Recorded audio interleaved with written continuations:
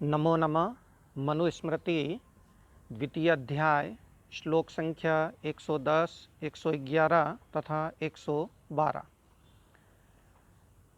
कौन कौन गुरु द्वारा अध्यापन के योग्य हैं, इस बात को बतलाने के बाद इस 110वें श्लोक में यह बताया जा रहा है कि गुरु को बिना पूछे या अन्याय पूर्वक पूछने वाले को उत्तर नहीं देना चाहिए।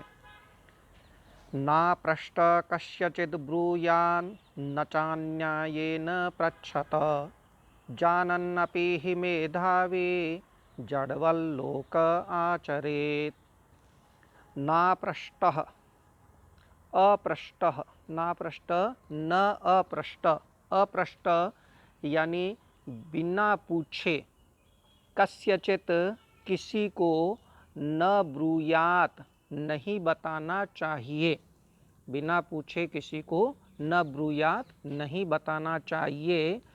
न च अन्यायेन पृच्छत, न च और न ही अन्यायेन पृच्छत, अन्याय पूर्वक पूछने वाले को भी बताना नहीं चाहिए, न ब्रूयात, और न ही अन्याय पूर्वक पूछने वाले को बताना चाहिए। अन्याय से क्या तात्पर्य है? जब प्रश्न किया जाता है तो उसमें श्रद्धा, भक्ति इत्यादि भाव रहना चाहिए पूछने वाले के मन में। यदि श्रद्धा और भक्ति का भाव है तो उसे न्याय या धर्म कहा जाता है, और यदि पूछने वाले के मन में श्रद्धा और भक्ति नहीं है, उसका अभाव है, तो इसे अन्याय या अधर्म कहा जाता है। तो इस प्रकार अन्याय से पूछने वाले को भी न ब्रूयात नहीं बताना चाहिए। वैसे यदि शिष्य हैं तो शिष्य तो यदि नहीं पूछे तो भी गुरु को बता देना चाहिए। जानन अपि हि मेधावी जडवल लोक आचरेत। मेधावी जो बुद्धिमान व्यक्ति हैं वो जानन अपि जानते हुए भी, सब कुछ जानते हुए भी, उसमें खूब सारा ज्ञान है, सब कुछ जानते हुए भी लोके, लोक में, जगत में, संसार में जड़वत आचरेत, जड़वत जड़ के समान, गूंगे के समान, मूक के समान आचरेत आचरण करे। अर्थात वह सब कुछ जानता है, बुद्धिमान है, लेकिन फिर भी उसे मूक रह करके किसी को कुछ बताना नहीं चाहिए। यदि उक्त दो नियमों का उल्लंघन किया जाता है तो इसमें दोष क्या हैं? तो इस प्रश्न का जवाब 111वें श्लोक में दिया गया है। अधर्मेण च यः प्राह यश्चाधर्मेण पृच्छति तयोरन्यतर प्रैति विद्वेषं वाधिगच्छति।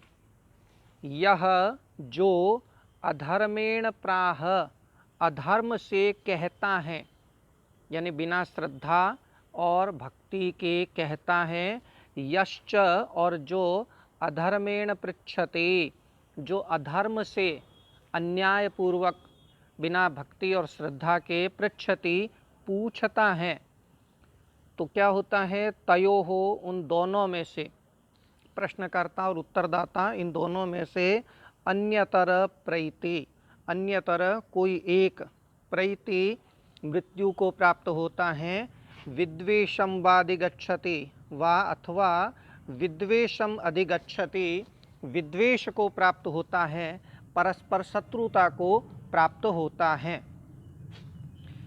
धर्मार्थौ यत्र न स्यातां शुश्रूषा वापि तद्विधा तत्र विद्या न वक्तव्या शुभम बीजमिवौषरे। यत्र जहाँ, जहाँ यानी जिसमें, जिसमें का मतलब है जिस शिष्य में, जिसे हम पढ़ाने जा रहे हैं, जिस शिष्य में धर्मार्थौ न स्याताम, धर्म और अर्थ न स्याताम मने न हो, वा अथवा, ये दोनों नहीं है तो कोई बात नहीं, अथवा तद विधा, उस प्रकार की, यानी उस प्रकार की, उस अध्ययन के अनुरूप शुश्रूषा भी, शुश्रूषा भी नहीं हो, सेवा की भावना न हो, परिचर्या की भावना न हो, तो तत्र उसमें